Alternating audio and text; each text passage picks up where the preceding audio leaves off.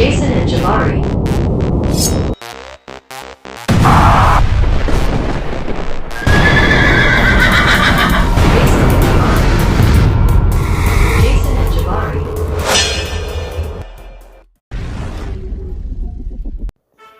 Alrighty, what's up guys? This is Jason from the Jason&Jabari Gaming, and today we have Alliance War Season 59. I believe this is War number 7.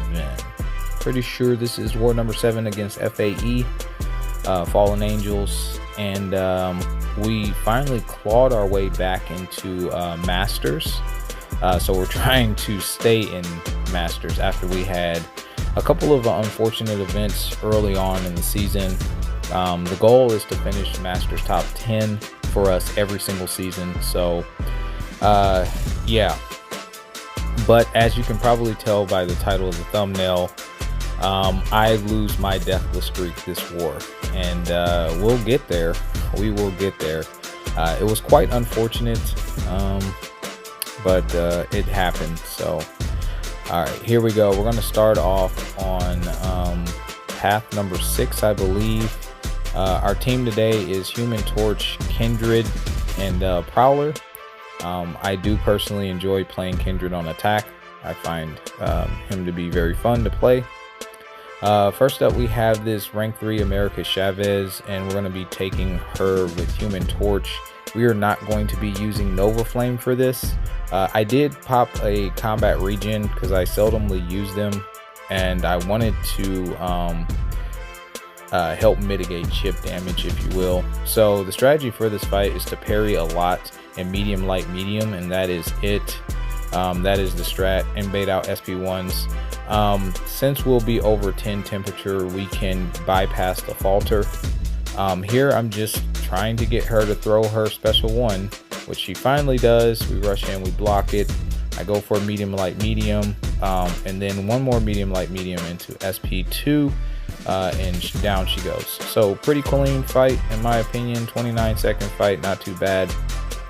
Could have went a little faster with a little bit more cooperation, but that's fine. Next up, we have a rank 3 Domino that we're going to be using Prowler for. The strategy for this fight was basically to bait out SP1s and SP2s and not hit her very much, because she gets the Phantom Bleed, which she can shrug bleeds and then gain power, and she can go red. I didn't use a invulnerability boost here, I don't believe. I just kept the combat regen for, again, chip damage. Yeah, we're going to be sidestepping and yeah, things like that. I've taken this fight multiple times, so I kind of know what to do. There I actually tried to heavy, but I didn't move, so I just backed off.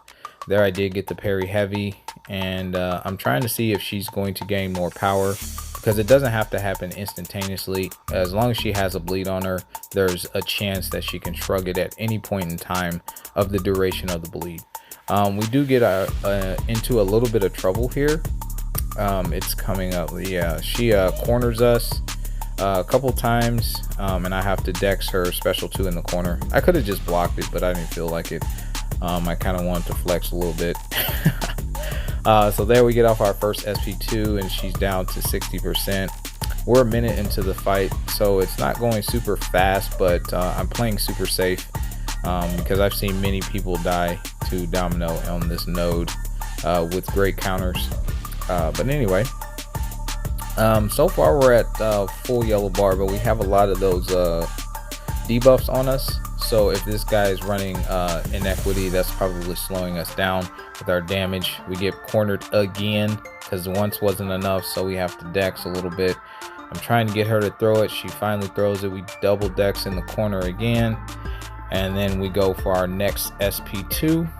It doesn't finish her off under normal circumstances. It does, but she was faltered, so I knew I can get my intercept without any problems there. Here I'm kind of pushing her back on her side of the map. She's down to 6%. We bait out that special one, and then I just end with a combo. So it took a little bit of longer fight, but we did finish with a full yellow bar, so that's good. In section 2, we'll be moving over to path 9. And we have this rank 4 Maestro from the homie Sweeta. Shout out to Sweeta. And this is what I'll be using my Kindred for. Initially, I was signed Wolf for this fight, but Wolf actually isn't immune to poison or cold snap. He has a 90% reduction on the poisons, but he still gets the poisons applied to himself. And my Wolf is only rank 3, but my Kindred's rank 4, and I actually use Kindred on attack versus rank 4 Maestros, or any Maestro for that matter, most of the time, so I was very comfortable with this fight. Kindred is poison and incinerate immune, so I do benefit from hitting into the poison phase because it doesn't do anything to me. We did start off with light attacks in this fight because we ball like that. And basically I'm just going to be kind of playing it a little patient. I know my first set of degens not going to really kill him, and I'm trying to get as little of the cold snap or frostbites, whichever one it is, on me, so that's fine. And our atrophy works to our favor in getting rid of his buffs pretty quickly. But yeah, we do get 2 of the cold snaps on us that time. No real big deal. The first set of degen took him down to 38%, and now we're back in the poison phase, so I'm going to push him to his SP2, and I'm going to throw off my SP2. I do accidentally mess up in this fight. For some reason I thought I got 3 bars of power, so I was going to intercept him with my well, actually I was just going to throw off this special 3, but I didn't have 3 bars of power, and I ended up throwing the SP2, so that was my bad. We do put him back into the degen phase, and we are going to finish off the fight with this last SP1. But I did have a sloppy finish there. Could have been a super clean fight, but either way, down he goes, no real issues. Again, I'm very comfortable with that fight with Kindred. Next up, we have this rank 4 Zola that we're going to be using Human Torch for. Shout out to Legacy for showing the way on this fight. That's why I got assigned this fight, and I watched Lags do it in like 30 seconds. He's a beast, as we all know. I am not Legacy. But yeah, so the idea is to hit during the incinerate phase. We can counter heavy his heavy. I did start off with light attacks because we ball like that. I'm going to get off my heavy, and we're just gonna take the SP1s on the block to build up our smolders. And then during the bleed phase, we're gonna kind of try to chill a little bit, and you guys will see if I do this fight well or if I die here. But either way, yeah, here we go. I go for another medium light medium, then we get a nice little intercept there. Then I heavy counter his heavy, trying to bait out his SP1. The incinerate phase is running out, still not throwing it. He threw it when the Nova Flames expired, so he didn't take the power steam damage, which was unfortunate, but it's still fine. We do hit into the bleed there, so I do get 1 bleed on me. I am running max willpower here, so it's not too bad just having 1 bleed on yourself, but we are ticking down from all the disintegrations that we get on ourselves. But here I hit into the bleed with a medium light medium, and I hit into the bleed with a special 3. I figured I'd get a bleed on me from this, which we do, but he throws off his special 1, which kills himself. So we did end up soloing that fight. That was not the fight that I died to. It wasn't the cleanest fight, but I would do that fight again. I mean, it's fine. I don't mind it. And here's my last fight. So obviously by proxy, it has to be this fight that I died to. We have this rank 4 Jean Grey that I'll be taking with Prowler. And I threw on a invulnerability boost in case I get hit. We start off with light attacks because we ball. I'm going to knock her down. Now the incinerate will never apply on her because when you knock her down, she goes debuff immune. But yeah, so yeah, I like taking Jean Grey with Jack, so I don't have to worry about reverse controls. But either way, this is a tricky placement fight because you will sometimes see the Daunted, sometimes see her reverse control, and sometimes if you get the neuroshocks on you, those can go passive. So there I see 3 red icons and I accidentally eat the special 1. That was a huge problem.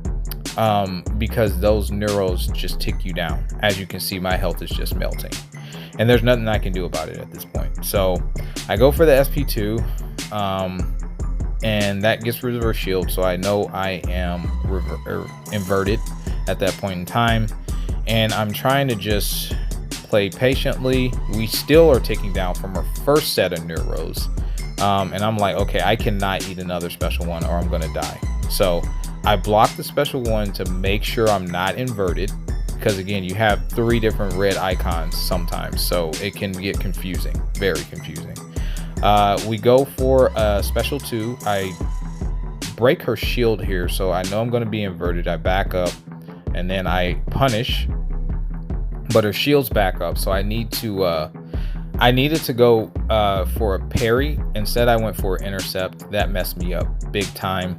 Now I have the neuros on me again. I knock her down. I intercept with a special 2, and I'm like, okay, this should be GG's. Nope, it is not GG's. I intercept with the relic because she had her shield up. Then I heavy to knock her down. Now I'm at 2%. She's at 2%. I intercept with an SP1, doesn't kill. I go for a stand up. I miss the stand up, and she kills me. I was so mad that it only took her down to 1%. It should have killed, but it did not kill. So since she's at 1%, I just go clean up with Kindred. I know there's no risk of me really dying here. Just needed to knock her down and get rid of her shield, which I end up doing. The first SP1 will kill her, and that will be all she wrote. But fortunately for us, that did not cost us the war. We actually did end up winning this war, so GG's to FAE. Best of luck in the rest of the season, and yeah, man. Like and subscribe, continue helping us grow. Very unfortunate death. How's you guys season going? Let me know in the comments below, and we'll see you in the next one. Peace.